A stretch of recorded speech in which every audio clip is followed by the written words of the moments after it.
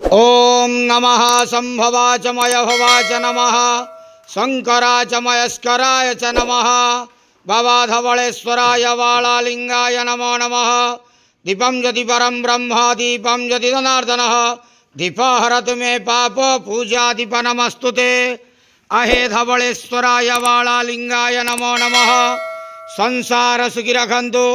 आज आश्विन मासर शुक्ल पक्ष द्वितीया तिथि शुभ मंगलवार रे समस्त श्रद्धालु भक्त मानकर मंगल करंतु। समस्त श्रद्धालु भक्त मानक आश्रीपद करंतु।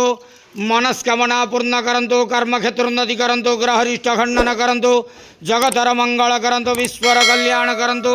आपणकर नाम विख्यात करंतु। सेवकर डाक श्रवण करंतु। समस्त गुआवसा भक्त मानकर मनस्कामना पूर्ण करंतु। जो जो भक्त माने आपण पाखरे मानसिक रखिंट तांक मानसिक पूर्ण करंतु। बाबा धवळेश्वराय वाळालिंगाय नमो नमः। संसार सुखी रखंत आनंद गवार हरि बोलो।